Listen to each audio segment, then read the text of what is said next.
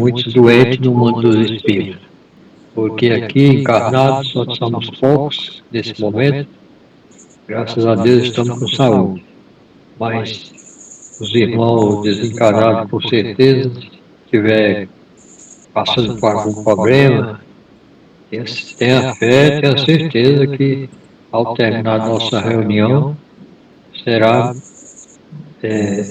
beneficiado. E também o melhor de tudo não é a melhora da saúde, a melhor de tudo é a melhora da mente, do entendimento. Eu sei que encarnado ou desencarnado precisa entender da lei de Deus. E nós estamos aqui para pequena partilha do entendimento. Então, o irmão vai ler o Evangelho ou um outro livro escrito pelos bons espíritos. Então, confiado nisso, com muita fé, nós vamos iniciar a nossa reunião de hoje. Que assim seja. Assim seja. Então vamos fazer a leitura aqui. Eu abri aqui, saiu no capítulo 11, amar o próximo como a si mesmo. Muito O bom. mandamento maior. Os fariseus, tendo sabido que ele tapara a boca aos saduceus, reuniram-se. E um deles, que era doutor da lei, para o tentar, propôs-lhe esta questão: Mestre, qual o mandamento maior da lei? Jesus respondeu: Amarás o Senhor teu Deus de todo o teu coração, de toda a tua alma e de todo o teu espírito. Este, o maior e o primeiro mandamento. E aqui tem, segundo, semelhante a esse, amarás o teu próximo como a ti mesmo. Toda a lei e os profetas se acham contidos nesses dois mandamentos.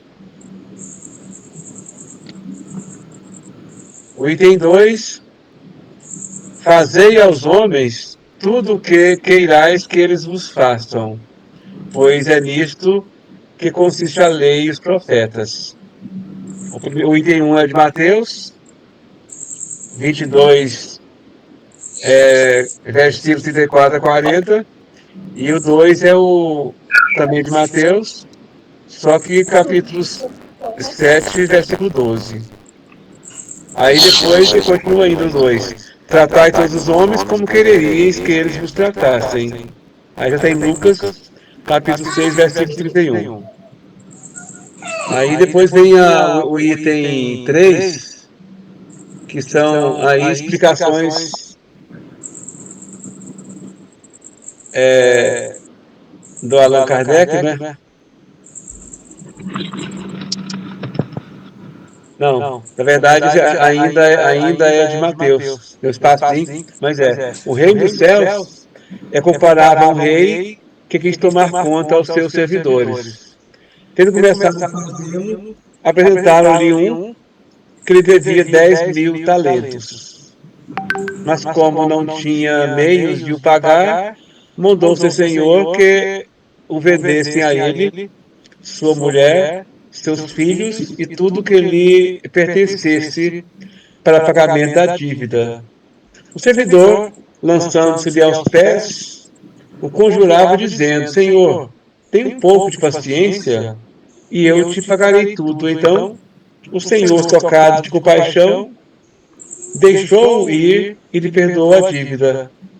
Este servidor, porém, ao sair, encontrando um dos seus companheiros, que lhe devia 100 dinheiros, segurou pela goela e, quase a estrangulá-lo, dizia: Paga o que me deves. O companheiro, lançando-se-lhe aos pés, o conjurava, dizendo: Tenha um pouco de paciência e eu te pagarei tudo. Mas o outro não quis escutá-lo. Foi-se e mandou prender para tê-lo preso até pagar sua dívida. Os outros servidores, seus companheiros, vendo o que se passava, foram extremamente aflitos e informaram o Senhor de tudo o que acontecera. Então, o Senhor, tendo mandado vir a sua presença àquele servidor, lhe disse: Mau servo, eu te havia perdoado tudo o que me devias, porque me pediste. Não estavas desde então no dever de também ter piedade do teu companheiro, como eu tivera de ti? E o Senhor, tomado de cólera, entregou os verdugos para que o tivessem até que ele pagasse tudo que devia. Aí ele completa, é assim que meu Pai, que está nos céus, vos tratará, se não perdoardes do fundo do coração as faltas que vossos irmãos houverem cometido contra cada um de vós. Aí vem a explicação de Kardec, vem agora, já no 4, né? Que ele fala que amar o próximo como a si mesmo, fazer pelos outros o que queríamos que nos fosse feito, é a expressão mais completa da caridade, porque resume todos os deveres do homem para com o próximo. Não podemos encontrar guia mais seguro a tal respeito do que tomar para padrão do que devemos fazer aos outros aquilo que nós desejamos para nós. Com que direito exigiríamos dos nossos semelhantes melhor proceder, mais indulgência, mais benevolência e devotamento para conosco do que os temos para com eles? A prática desses máximos tende à destruição do egoísmo. Quando as adotarem para regra de conduta e para a base de suas instituições, os homens compreenderão a verdadeira fraternidade e farão que entre eles reinem a paz, a justiça. Não mais haverá ódios, nem dissensões, mas tão somente a união, concórdia e benevolência mútua. Então, o texto, né, traz primeiro aqui do mandamento maior, como inicia, né, porque o nome do capítulo é amar o próximo como a si mesmo, é o nome do capítulo. Aí, ele começa contando, né, que os fariseus, tendo sabido que ele tapar a boca são dos seus, tapar a boca significa, assim, convencer, né, deixar os fariseus sem argumentos. Isso significa dar a ideia de tapar a boca. Tapar a boca é isso. Deixou, como se fossem os fariseus, tendo sabido que ele deixaram os saduceus sem argumentos, reuniram-se. E um deles, né, que era o doutor da lei, para tentar Jesus, propôs essa questão. Na verdade, ele não queria aprender. Olha uma diferença. Ele não perguntou para aprender, só para tentação. Mestre, qual o mandamento maior da lei? Aí Jesus respondeu, né? Amar o Senhor de todo o teu coração, de toda a tua alma, de todo o teu espírito, que é o maior mandamento. Isso aqui tem o segundo, que é amar o próximo a si mesmo. Todavia os profetas se acham reunidos nesses dois mandamentos. Então o fariseu queria tentar Jesus, mas Jesus simplesmente respondeu de uma forma bem convincente. Aí depois Jesus fala ainda, e outros fala que de fazer por outro naquilo que nós queremos para nós. Aí depois ele vai tratar todos os homens como quererias que vos tratassem. Olha a coisa bem. E depois ele passa aquela parábola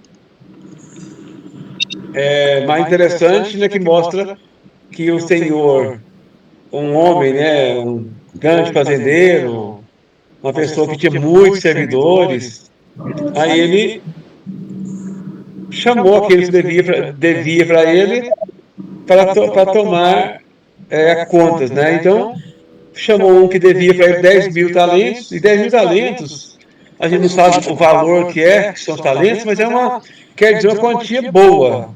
Era uma grande quantia que o cara devia para ele. Mas quando ele chamou, ele,